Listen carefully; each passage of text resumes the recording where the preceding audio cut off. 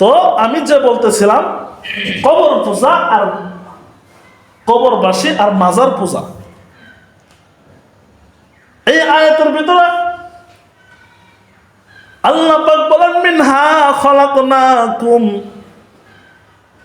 এই মাটি দ্বারা আমি তোমাদেরকে সৃষ্টি করেছি। মিনহা, এর থেকে, খলাকনাকুম, আমি তোমাদেরকে সৃষ্টি করেছি। ওফিহা নুঈদুকুম, ওফিহা, এর কাছেই নুঈদুকুম, তোমাদেরকে সুবর্দ করে দিব। এর কাছে আবার কি করব? রেখে দিব। এখানে আবার তোমাকে কি করতে হবে? যাইতে হবে। ওফিহা নুঈদুকুম ওয়া মিনহা নুখরিজুকুম তারাতান উখরা, আমি আল্লাহ আবার এই মাটি থেকেই তোমাকে উঠাবো। সুবহানাল্লাহ বলবেন না? তাহলে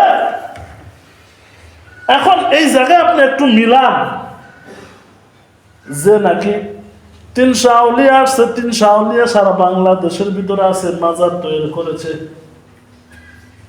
মাজার তো একটা খারাপ জিনিস না, একটা ভালো জিনিস। সত্যিকারে আউলিয়া যে জায়গায় আছে, ওই জায়গার ভিতরে যার মাধ্যমে আপনি ইসলামের আলো পাইলেন, যে ব্যক্তির মাধ্যমে ইসলামকে আপনাকে এই মক্কা মদিনা থেকে বাংলাদেশ পর্যন্ত পৌঁছাইয়া দিয়েছে, সে বড়ই ইহসান করেছে, দিনের দাওয়াত দিয়েছে। অবশ্যই আপনি তার মাজারে যান, তার দরবারে উপস্থিত হন। একবার সূরা ফাতিহা পড়েন, 3 বার সূরা ইখলাস পড়েন, দরুদ শরীফ পড়েন, তার জন্য দোয়া করেন।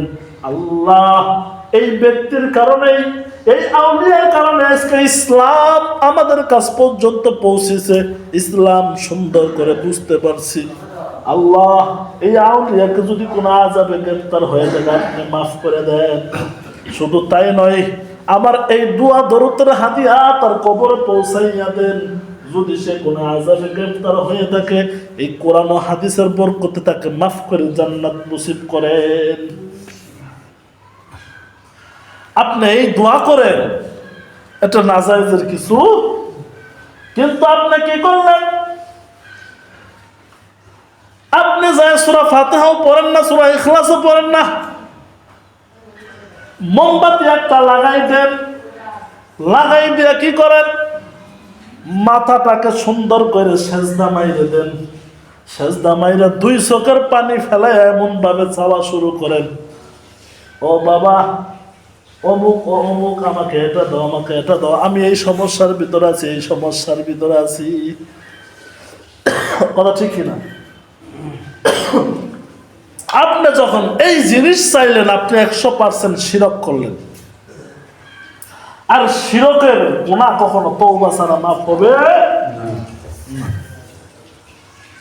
এগুলো আমি নিজ চোখে দেখেছি।